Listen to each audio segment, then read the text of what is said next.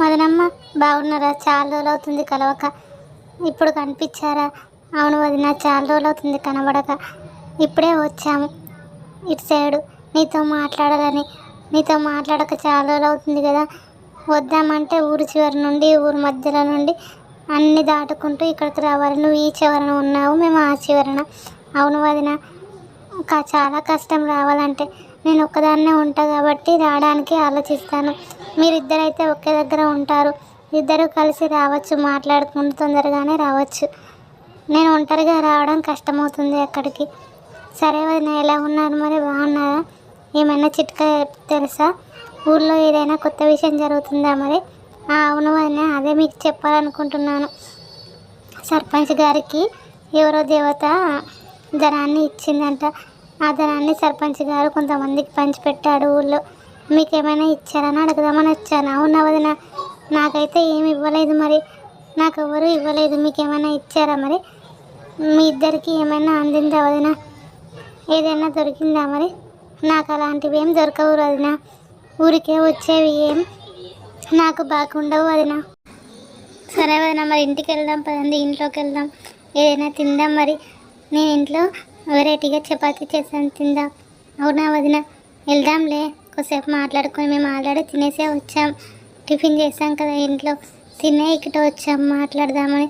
మధ్యాహ్నం వరకు ఇక పిల్లలు ఆయన అయితే రారు, అందుకే చాలా రోజులు అవుతుందని వచ్చాము. అవును వదిన, మంచి పని చేశారు. ఇంతకీ ఎవరెవరికి ఇచ్చారు ఆ సర్పంచ్ గారు? ఆ విషయం చెప్పలేదేంటి వదిన? సరే వదిన, మరి ఇక వెళ్దాం ఇంటికి. లేదు వదిన, మేము ఇంటికి రాము అని వెళ్ళిపోతారు ఇద్దరు.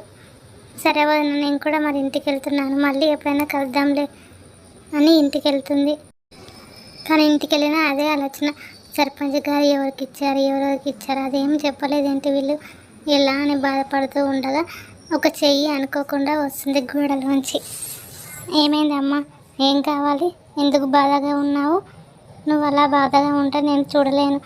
ఏం కావాలి చెప్పు. నీకు నువ్వు నాకు ఇస్తావా? నువ్వేమిస్తావు? ఒక చెయ్యి కనిపిస్తుంది. నా బాధ నీకు చెప్తే నువ్వు ఇస్తావా? అవును ఇస్తాను. నా బాధ అంటూ చెప్పు, మరి ఏమి ఇస్తావు? నీకు అన్నీ తెలుసు కదా, నువ్వు అన్నీ ఇవ్వగలవు కదా. మరి నా బాధ ఏంటో కూడా తెలిసి ఉండాలి కదా. నా బాధ ఏంటో నువ్వే చెప్పి, నాకు కావాల్సింది ఏదో నువ్వే ఇవ్వు మరి. అలా అనగానే ఆ చెయ్యి ఒక ప్లేట్ని ఇస్తుంది. ఏంటి నువ్వు నాకు ఈ ప్లేట్ ఇచ్చావు? ఈ ప్లేటు ఉత్తి ప్లేట్ కాదు. ఈ ప్లేట్లో ఏం వేసినా అవి డబుల్ అవుతాయి, ఇంకా ఎక్కువ మొత్తం అవుతాయి. ఈ ప్లేటు సేమ్ అక్షయ పాత్ర లాగానే, అది నీకు ఇచ్చాను.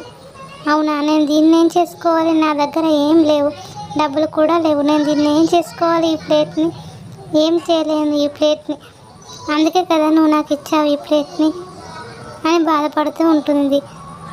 అప్పుడు ఆ చెయ్యి లోపల నుండి అలా అనగానే ఆ చెయ్యి, నీకు కావాల్సింది కూడా నేనే ఇస్తాను, నువ్వేం బాధపడకు, నువ్వేం టెన్షన్ పడకు, ఇస్తానులే అని ఒక బంగారు నాణాన్ని ఇస్తుంది. ఆ బంగారు నాణాన్ని ప్లేట్లోకి రాగానే అవి ఇంకా కొన్ని బంగారు నాణాలుగా మారిపోతాయి. ఇక ఇది చాలు కదా, నీకు సంతోషమే కదా, నువ్వు దీనిని ఉపయోగించుకో. ఎవరైనా పేదవారికి, బాధలో ఉన్నవారికి, కష్టాల్లో ఉన్నవారికి సహాయం చెయ్యి అని చెప్తుంది. అలాగే నేను నాలాంటి వాళ్ళకి సహాయం చేస్తాను. నేను ఏ డబ్బును దుర్వినియోగం చేయను. అప్పుడు చెయ్యి, నువ్వు దుర్వినియోగం చేసిన, అత్యాశతో ఆలోచించిన నీకు ఏవి ఉండకుండా పోతాయి అని చెప్పి మాయమవుతుంది. అవునా? నేనేం దుర్వినియోగం చేయను అని దాపెట్టుకొని ఎవరైనా లేని వారికి దానం చేస్తూ ఉంటుంది.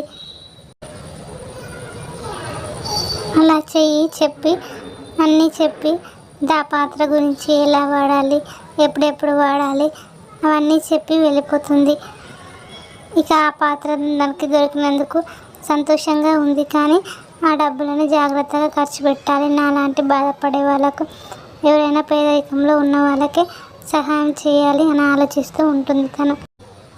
ఇలాంటి మరిన్ని వీడియోస్ మరియు నీతి కథలు చూడడానికి సబ్స్క్రైబ్ కొట్టి బెల్ బటన్ నొక్కండి ఫ్రెండ్స్. లైక్ చేయండి ఫ్రెండ్స్. మా ఛానల్ని ఇంతవరకు సపోర్ట్ చేస్తున్న వాళ్ళందరికీ థ్యాంక్ యూ ఫ్రెండ్స్.